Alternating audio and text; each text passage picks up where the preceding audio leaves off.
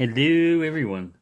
Sorry about the light, but the sun's coming through the window here, and it is what it is. But today I got in some more old padlocks, and all of these are 6 lever, and these are really like lever padlocks. I probed around in most of them trying to do the 1 lever trick, seeing if it's a spring. And no, that's not going to happen on these guys. But um, none of them came with a key. This Corbin here is really cool. It has a little pipe in it, for the skeleton key type of thing. But you can see the 6 levers in there when you look in. And I've manipulated those. The way to getting into these is one of the main things is to find out how to tension the bolt. There's several different ways they're doing it, or at least a couple of different ways that I know of. One of the best ones is why reinvent the wheel? If you can get a key that'll fit that. For example, this one won't fit because the barrel is too small, but it's a Corbin key.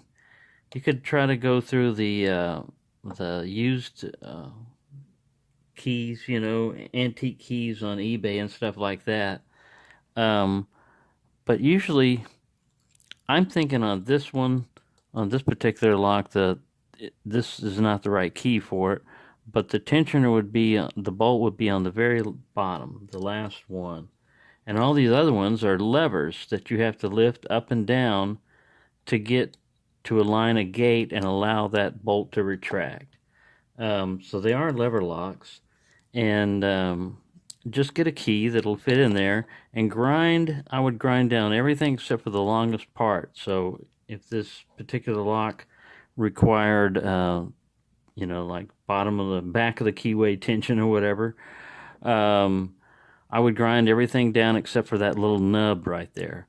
And that thing can also be used as a pick. You can sit there and just take it, and if you have another way of tensioning the bolt, like some of the old locks, there's a big gap in here, and you can just actually physically push down on that or get in, and the lever is right over in here a lot of times.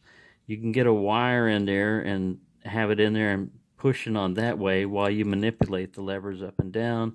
And when you line it up just right so it can go in the little hole, the bolt can retract and the padlock will open, in theory.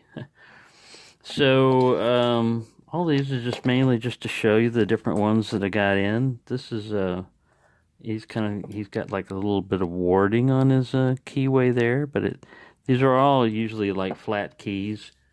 I have a loose one here. Oh yeah, here's one up here on my pegboard. I don't really have pegs on my pegboard, but I've got locks on it. But yeah, they'd have flat keys like that, and yes, I have tried them in here. This one's too thick, but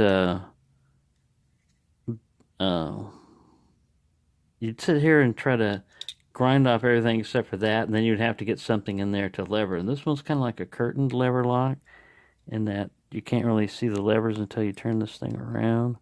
This whole barrel protects, getting in there. And you wouldn't have a whole lot of room. You'd have like, the ground down key thing in there, and you'd be applying torque to it while you're levering. Be tricky, but I'm going to try to get into these guys one way or another. And this one is a Miller. This is Miller right there, a Miller Lock Company. New Champion 6-lever. I've seen a cutaway of these before. Pretty cool, where they did the cutaway perfectly, and they preserved the letters and everything, but they cut away where you could see the lock. That thing went for $75 on eBay when it sold in auction. There's no way I could approach that, but these are all in really good shape. Here's another Eagle 6-lever, but it doesn't have that. Where is that Eagle? Right here. It doesn't have the warding like this guy over here. It's just a straight up one. I think these numbers up here on the shackle might be a key code, because I think they were kind of obvious about that back in the day, and they, like a locksmith thing. You could look up that code and you could get a key that was, already chink. Here you go. Looks like you need an ON 160. Well, we happen to have one right here, so pshink, it would go in. This one's a G53. And this guy doesn't say anything on the front, but it looks like it was double stamped. Either a 30 or an 80. Well, you can see that. Look, it was double striped. Somebody messed that one up. And this one is an 0154. So, that's basically what I've got for you. They're all in very nice shape. This one, the little writing on it says Corbin Cabinet Lock Company, New Britain, Connecticut. But it's pretty cool. Kind of like a brass plate or something on it, because I don't know. It might be just a different type of brass. But yeah, these are all really cool locks with the levers. All the shackles move and spring back and forth if you can just figure a way of getting into them.